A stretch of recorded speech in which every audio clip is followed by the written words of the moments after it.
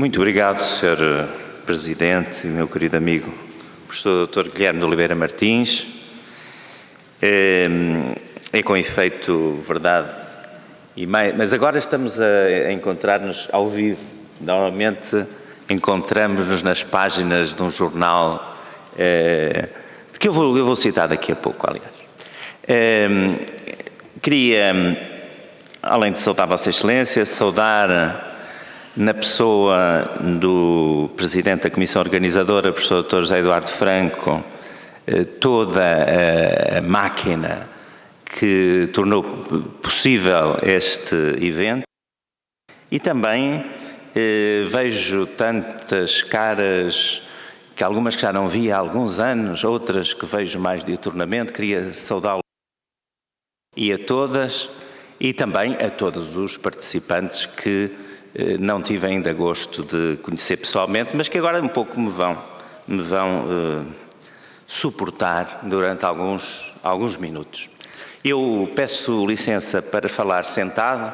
Eu não sei se o Estatuto da Ordem dos Advogados ainda permite aos advogados falar sentado. Eu invoco essa qualidade de vez em quando, mas para fazer o contrário, para dizer que devo falar de pé. Desta vez vou mesmo falar sentado.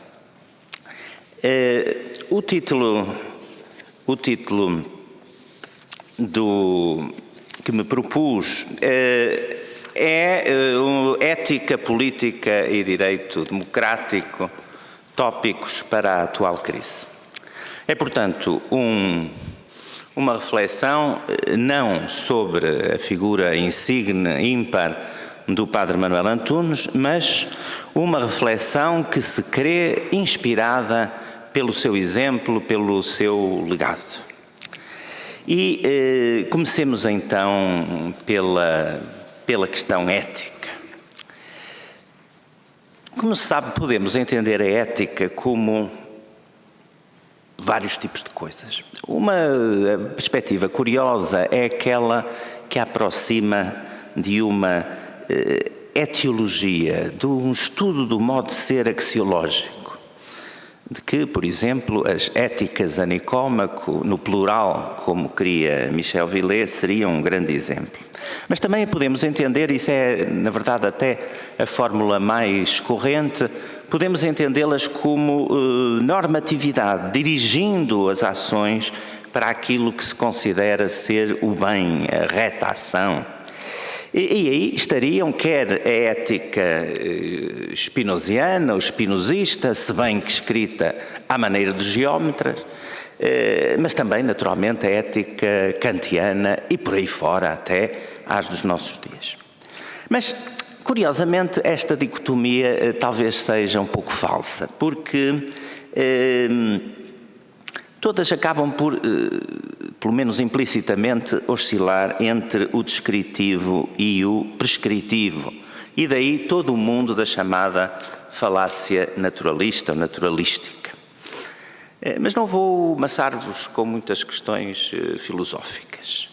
Gostava de ser um pouco mais ao chão concreto dos problemas atuais.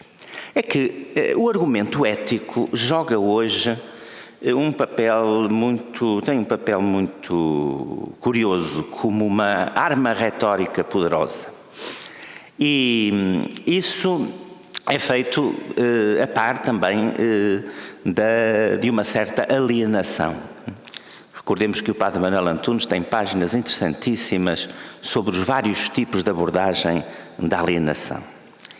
E nessa perspectiva, nesse jogo, nesse esgrimir do argumento ético como uma retórica justificativa e até como arma de ataque, há realmente aquele argumento repetido que nós vemos aqui e ali de que, de facto, os antiéticos, os corruptos, os desonestos são os outros. Não é? Assim como o inferno são os outros, assim como a heterodoxia é a doxia ou a doxa de outra pessoa, realmente os não éticos são os outros. E naturalmente, alguma comunicação social com a apoteose que temos hoje também de redes sociais, adensando um nevoeiro espesso de fake news, essa também é aliada no fator desse tipo de alienação. E, evidentemente, não podemos deixar de pensar naquele célebre quadro de Bruegel, que traduz plasticamente a passagem bíblica de Mateus 15, 14, 16, deixai-os, cegos são e condutores de cegos, e se um cego guia outro cego, ambos vêm a cair no barranco. Bem, utilizo a tradução mais clássica portuguesa de António Pereira de Figueiredo. Bom, guiar é função política. Para guiar é preciso ver e até para julgar. Sabemos hoje, dando razão a uma intuição de Gustavo Radbruch, que a venda na justiça, contraponto e garantia frente a demais poderes, não terá passado no início de uma sátira. Uma sátira depois absorvida e engalanada de excelentes argumentos, nomeadamente o da não acessão de pessoas. Manuel Antunes via, já em Democracia, alguns sintomas de crise moral da nação, explicitamente afirmando não querer ser pessimista, mas começou por elencar o que considerou ser o descrédito terrivelmente perigoso de uma classe política pouco preparada, em que vê incompetência, oportunismo, demagogia, fala em demagogismo e partidarização excessiva. Depois assinala as promessas sociais não cumpridas. Podíamos traduzir, queremos que sem traição, por um déficit do Estado Social, sendo que o autor vai mais longe e fala mesmo em justiça social. E depois continua com as razões várias da crise moral. Ora, sintetizando, parece não ser entre nós um déficit de valores que exista, porque eles se encontram abundantemente plasmados, desde logo na nossa Constituição e em muitas leis, e depois desenvolvidos em princípios e em normas. Não tão explicitamente como depois de 2 anos depois da proclamação da nossa lei fundamental, fariam os espanhóis, que colocaram esses valores de uma forma mais clara no primeiro artigo da Constituição. Mas já temos, evidentemente, um claro recorte de uma ética objetiva logo no preâmbulo da Constituição, e aí nos é apontada a democracia, o Estado de Direito Democrático, como caracterização política do nosso Estado, querendo-se Portugal uma sociedade pautada pelos valores da liberdade, da justiça e da fraternidade. E o texto subsequente será com aprimoramentos que as revisões constitucionais foram fazendo a magna glosa desses valores previamente definidos. Não é porque a nossa sociedade tenha falta de valores, tenha carência de um programa coletivo, de um desígnio nacional. Ainda há um par de dias, o professor Guilherme Oliveira Martins, nessa coluna que eu leio religiosamente todos os 15 dias, referindo-se aos clássicos Fatores Democráticos na Formação de Portugal, de Jaime Cortesão, obra que eu tive o gosto, enfim, o privilégio de ter lido, por indicação dos meus professores, na mais tenra idade, aos 14 anos, aludia a essa esperança que o grande republicano nos evoca, a de que a exigência de liberdade possa ser parte do nosso código genético. E se não for código genético, seja herança cultural. Pena que a Constituição seja vista por alguns como obstáculo a uma libertinagem sem freio, para outros um certo fetiche retórico, para outros uma relíquia de museu. E mesmo quem leva a sério não tem conseguido que seja um livro lido e vivido por muitos. Os lares franceses, no século XVII, havia mais compilações dos costumes, dos coutumes, do que bíblias. Ora, a Constituição, Bíblia da democracia e da República, permitam-me a comparação, que hoje começa a ser menos fácil, estará nas casas portuguesas? Naturalmente que não, porque o Estado realmente se tem inibido, se tem tornado timorato em relação a uma política de promoção da ética republicana, dos valores e das virtudes da democracia. Já falaremos disso. A crise moral não é uma crise de valores, mas é uma crise de virtudes. Como diz o hino da Revolução Farroupilha, hoje o hino do Rio Grande do Sul, povo que não tem virtude acaba por ser escravo. Gostamos vezes demais de acusar os políticos, as suas maquinações e maldades, vícios e maquiavelismos. Pobre Maquiavel. Mas esquecemos-nos de dizer que o poder reside no povo. Quando dizemos que o poder reside no povo, não é uma metáfora apenas repetida e estafada. Realmente, fora os venenos e punhais palacianos de outros tempos, a história mostra que, mais ainda nas nossas sociedades de massas, os líderes são, em grande medida, projeção dos povos ou de significativas frações deles. Não podemos deixar de olhar para nós, como povo, para compreender as crises superestruturais e as singularidades dos nossos heróis. No Congresso Internacional Padre Manuel Antunes, Interfaces da Cultura Portuguesa e Europeia, em 2005, Guy Coq, da revista Esprit, cremos que num fiel espírito antoniano, colocava o dedo na ferida sobre a crise da democracia e mais ainda sobre a sua odierna vulnerabilidade. Diz ele: mencionarei em primeiro lugar o perigo das evidências. Filhos alimentados no seio da democracia, cremo-la evidente, natural, necessariamente adquirida à escala da história.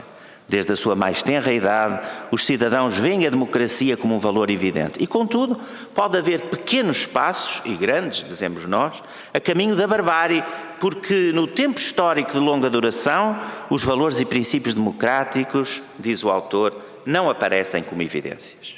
Mas o que em 2005 era o perigo do senhorito satisfecho, que acreditava brotar em democratas de geração espontânea, hoje está perigosamente diante dos nossos olhos, lançando um relance além fronteiras, não sabemos também se intramuros, que o problema, não deixando de ser esse, se tornou já outro.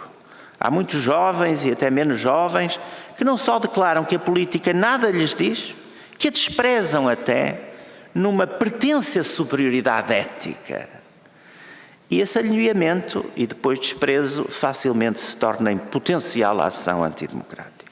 Também ela pretensamente justificada por uma pretensa superioridade moral. E aí, podendo volver-se a passividade por repulsa em atividade, ela pode revestir-se de todas as cores da antidemocracia, é que podemos também dar vários nomes e que, lato sensu, estão enunciadas como as formas clássicas de discriminação no artigo 13, número 2 da nossa Constituição. Para ser um antidemocrata, podemos dar-lhe vários nomes, basta, por um lado, querer instituições antidemocráticas e, por outro lado, discriminar os outros, ou mesmo persegui-los e até desejar eliminá-los ou fazê-lo por motivo de qualquer um dos traços identitários que estão referidos nesse número do artigo 13.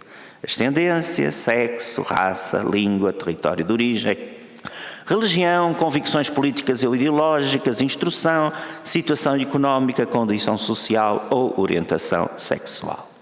Todas estas é um catálogo que não é fechado, mas são realmente os pomos de discórdia e os elementos de discriminação e eventual perseguição.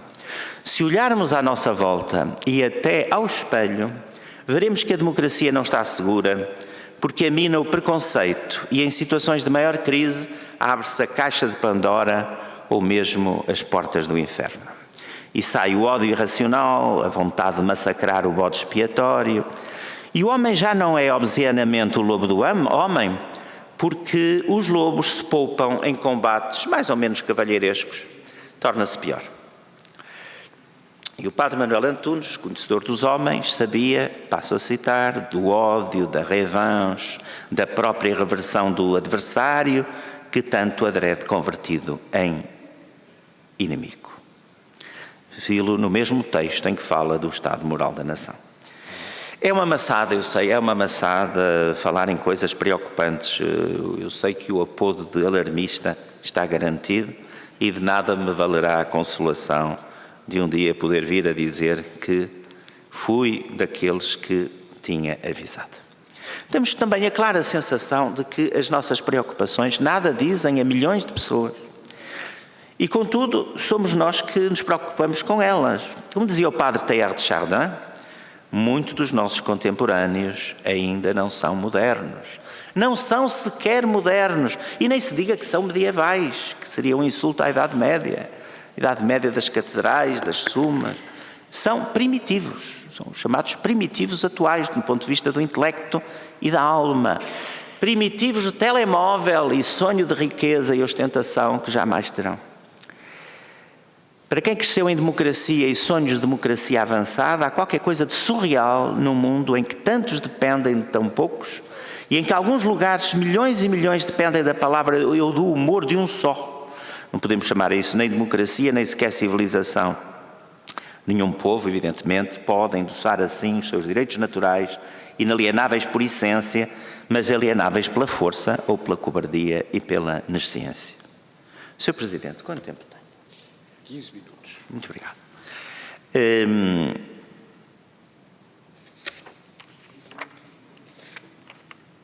Uma banalidade que vale a pena recordar é que todas as terríveis críticas da democracia são possíveis em democracia. E quando vemos, ouvimos e lemos, e não podemos ignorar, Sofia foi hoje já várias vezes invocada, quando vemos, ouvimos e lemos certas coisas deslocadas e perigosas, não podemos esquecer que os seus autores podem realmente não querer tolerar essa liberdade. Mas a nossa convivência com aqueles que não gostam da liberdade, tendo que ser compreensiva, tem que ser de alguma pedagogia cívica. Não pode ser laxista, não pode ser conformada. Será que os democratas estão cansados ou que estamos irremediavelmente velhos? Será que a democracia não se sabe defender nos momentos decisivos? E tal certamente principalmente porque deixou de encarnar a ética na política, como aliás se disse já da República. Sem ética, a democracia, justamente chamada democracia técnica, é um procedimento, naturalmente, é um ritual que serve para tudo, inclusivamente para que a democracia se possa suicidar no mais rigoroso cumprimento de regras formalistas. A velha Europa, que teria aprendido as lições das guerras, teria aprendido as lições do pré-guerra, deixou de ser um continente seguro e certo. Sopram do leste ventos muito preocupantes de autoritarismo, ainda hoje isso aqui foi referido. É o mínimo, é o mais suave que se pode dizer. E também há alguns aspectos de desagregação. O Brexit, apesar de todos os arrependimentos, é disso um elemento. O grande sonho europeu do padre Manuel Antunes parece cada dia mais longínquo, mas só se está a esboroar porque a Europa teve a tentação anti-europeia, no que é o espírito europeu, de se tornar um clube de ricos contra pobres, em que se massacrou a Grécia, a nossa mãe comum, à qual temos uma dívida que jamais conseguiremos pagar, todos nós. E ao afastar tantos grupos, tantos estratos do projeto, ficou apontada aquela via, a via de sempre, a via que eu permito não nomear, louvando-me na bibliografia importantíssima de Harry Potter. Há coisas que não se podem nomear. Coisa diferente deste caminho via o padre Manuel Antunes, quando nos aconselhava a atuar por etapas. a ir da comunidade económica à comunidade monetária, da comunidade monetária à comunidade política externa, da política externa à comunidade de defesa, da comunidade de defesa à comunidade judiciária, da judiciária a uma autêntica comunidade política com um supergoverno próprio e uma super-assembleia legislativa própria. Fim de citação. Perante a arrogância de alguns e a admissão de tantos, face a autoritarismos, perguntamos-nos hoje não só se tais superinstituições seriam possíveis, mas pior, se no momento atual e por uns tempos seriam desejáveis. É triste, fala-vos alguém imbuído de espírito universalista e não isolacionista, de espírito europeísta, mas que vê, de facto, muitas dificuldades no horizonte. E sabendo também que o universalismo e a universalidade são um destino português a cumprir, como no Repensar Portugal também fala o Padre Manuel Antunes. O remédio para estas questões, porque sempre se nos pedem remédios, o remédio também está em Manuel Antunes. Quando ele fala numa revolução moral, seria longo citá-lo, mas ele propugna uma revolução moral com coatividade jurídica, é interessante que o refira, na sensatez e no equilíbrio. Ou seja, autoridade democrática. Numa sociedade que não continua a ser de ódios, antagonismos, oportunismos e faciosismos, palavras que, embora eu me tenha esquecido aqui das aspas, me creio que são dele. Que se paute pelos princípios e valores da justiça, da solidariedade, da liberdade e da honestidade. Eu aqui coloquei aspas. Com, aspas de novo, o primado da produtividade sobre a propriedade estatal ou outra, da cultura sobre a economia, do ser sobre o ter, da comunidade sobre a sociedade.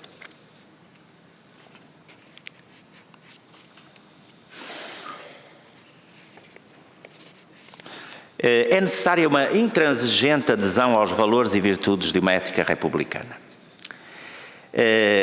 Em articulação com a ética republicana e não podendo dela prescindir, vem a defesa e aprofundamento da democracia, uma democracia também ética. É evidente que precisamos de uma navalha de Ockham, ente non sunt multiplicanda praeter necessitatem. Hoje muito se discute ao nível intelectual sobre a democracia, mas há coisas simples. A democracia mínima, aquilo que se costuma chamar de democracia liberal, parlamentar, representativa, é de facto um mínimo que precisamos de preservar. Sartre disse que isto era uma armadilha para idiotas, um piège à con, mas sem isto nada feito. Sem esta base não se consegue construir mais nada. O vice-presidente do Comitê dos Direitos do Homem das Nações Unidas e antigo diretor da Faculdade de Direito de Tunis, Iyad Ben Ashur, foi muito claro na determinação do que é direito democrático e da sua superioridade ética. Dizer, la dictature, la théocratie, les régimes à idéologie fermée, les monarchies ou empires célestes évacuent leurs adversaires, leurs opposants, leurs protestataires de la scène politique. Ils ne peuvent gouverner que par la violence établie ou la loi verticale imposée. E assim sublinha que o direito democrático não é de uma só cultura, nem ocidental nem oriental, mas património de toda a humanidade, desprezando a geografia enclausurante, os culturalismos tirânicos e essas identidades assassinas de que falava Amin Maalouf. Na verdade, no direito democrático presidem a ordem jurídica aquele círculo mínimo de direitos, liberdades e garantias e aquelas regras de transparência na formação e funcionamento do poder que garantem não apenas que os governantes sejam eleitos de forma limpa, como possam ser criticados e substituídos, e todos, incluindo as minorias que possam mais desagradar a minorias outras ou maiorias outras, possam viver em convivência e possam prosseguir os seus fins lícitos. Embora a ignorância ou o fanatismo de alguns identifiquem qualquer solicitude social, a começar pela do Papa, como vermelha e diabólica, a verdade é que há um vastíssimo consenso em torno de que também os direitos sociais e a democracia social contribuem e são inscindíveis na construção da democracia toda e que mesmo alguns aspectos da proteção material das pessoas fazem parte da sua própria dignidade. E em Portugal, como em muitos países, a linha vermelha e o grande padrão é a Constituição. O padre Manuel Antunes considerava porventura a mais democrática no mundo. Nela havia excelentes intenções. É claro que referia que, por vezes, com pouco realismo e contradições. Aqui, de facto, julgo que temos que ir para a ideia de concordância prática e outras que são matérias que os juristas ainda não conseguiram fazer passar para a opinião pública.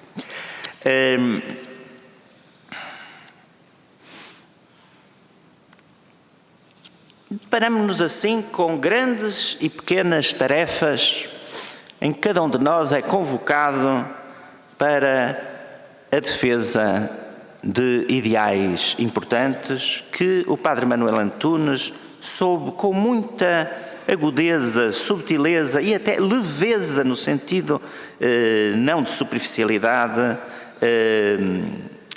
apontar. Há um problema fundamental aqui, que é o problema da educação. É o problema da educação. Já Manuel Antunes referia estar a lavrar entre nós, como fogo no mato, a ideia de missão dos pais na educação dos filhos, sem que a família, de facto, além de uma comunicação social isenta e de uma escola democrática e pluralista, assumam os seus deveres, tout est perdu, como diria o Montesquieu. Aliás, ele dizia, quando nós adormecemos, se nós adormecermos nesta questão, o sono é que é o grande mal das democracias. Tout est perdu se de facto não tratarmos disso. E permitam-nos glosar, a terminar, Sr. Presidente, permitam-nos glosar Manuel Antunes, trocando apenas o nome do final de uma atualíssima análise dele, que também é uma invocação. Diz ele: num tempo de grandes cegueiras e de grandes demissões, num tempo de vastos e compactos gregarismos, num tempo em que serpeia não apenas insidiosa e larvar, mas declarada e volumosa a inveja, neste tempo faz bem ouvir vozes como a do padre Manuel Antunes. Uma voz modulada pela reflexão e pela vida, atenta ao passado e pesquisadora do futuro. É do que precisamos, de vozes como essas e de ações por ela iluminadas. Muito obrigado.